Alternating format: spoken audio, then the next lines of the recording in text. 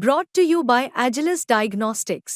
Health test की बात आती है तो मैं भरोसा करता हूँ India's largest diagnostics company Agilus diagnostics. खुद को टेस्ट करते रहो। सरकार इनका, प्रशासन इनका, सब कुछ इनका, उसके बावजूद भी ये लोग समाजवादी पार्टी पे जो आरोप लगा रहे हैं, मैं समझती हूँ कि अब जनता भी ये समझ रही है कि ये लोग सबको मूर्ख बनाने वाली बातें कर रहे हैं। क्योंकि लोकतंत्र की परिभाषा ही यही है। कहीं ना कहीं ये लोग चाहते हैं कि लोकतंत्र रहे ही ना पूरे भारत में। जो कार्रवाई करी है बहुत कम प्रतिशत की कार्रवाई है, जहाँ पे मैं समझती हूँ लगभग बहुत सारे, क्योंकि पुलिस वाले इसमें इन्वॉल्व हैं और लगातार एक तरह का वातावरण बना रहे हैं, कहीं पे रोक रहे हैं।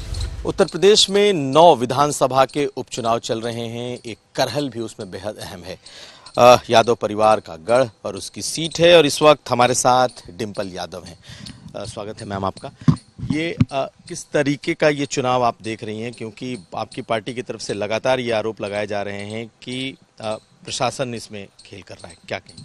नहीं, पूरे दिन भर में देखने को मिला है कि प्रशासन पूरी तरह से भारतीय जनता पार्टी के एजेंट की तरह काम कर रहा है और ये बहुत ही दुर्भाग्यपूर्ण बात है। और एक उम्मीद की किरण हमें इलेक्शन कमीशन की तरफ से दिखी है, लेकिन अभी भी हम संतुष्ट नहीं हैं। कई लोग सस्पेंड भी किए गए हैं, पुलिस के तकरीबन 7 लोगों के नाम आ रहे हैं। आपको लगता है कि कार्रवाई चुनाव आयोग ने की है, इससे सेटिस्फाइड हैं? नहीं, वही मैंने कहा कि जो कार्रवाई करी है बहुत कम प्रतिशत की कार्रवाई है, जहाँ पे मैं समझती हूँ लगभग बहुत सारे, क्योंकि पुलिस वाले इसमें इन्वॉल्व हैं और लगातार एक तरह का वातावरण बना रहे हैं, कहीं पे रोक रहे हैं और कहीं पे लाठियां बजा रहे हैं, तो बहुत सारे लोगों को सस्पेंड होना चाहिए। हम चाहते हैं कि एक सख्त रवैये के साथ जो लोग सस्पेंड हुए उनके साथ इलेक्शन कमीशन पेश आए। लेकिन बीजेपी, जैसे अखिलेश यादव जी ने प्रेस कॉन्फ्रेंस की, उसके बाद बीजेपी के प्रदेश अध्यक्ष ने भी एक प्रेस कॉन्फ्रेंस की और उन्होंने कहा है कि समाजवादी पार्टी के लोग फर्जी वोटिंग करा रहे हैं, बुरके में जबरन वोटिंग करा रहे हैं, इस तरह के आरोप लेकर के आए। सरकार इनका, प्रशासन इनका, सब कुछ इनका, उसके बावजूद भी ये लोग समाजवादी पार्टी पे जो आरोप लगा रहे हैं, मैं समझती हूँ कि अब जनता भी ये समझ रही है कि ये लोग सबको मूर्ख बनाने वाली बातें कर रहे हैं और कहीं ना कहीं हमारा पूरा पीढ़ी परिवार आज तैयार है भारतीय जनता पार्टी को उत्तर प्रदेश से हटाने के लिए। करहल में इस वक्त चुनाव चल रहा है, लेकिन करहल में घटना भी घटी है।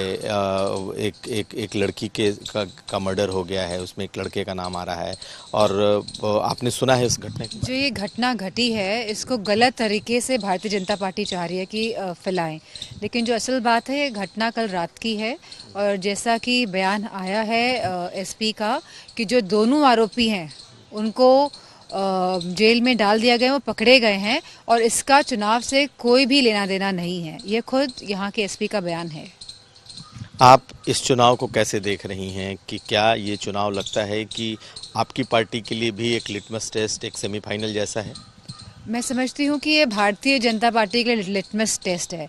इसीलिए भारतीय जनता पार्टी को इस बात का ज्ञान है कि लोग उनको वोट नहीं करना चाहते हैं। कहीं ना कहीं जो उनका वोट प्रतिशत था वो धीरे धीरे घट रहा है।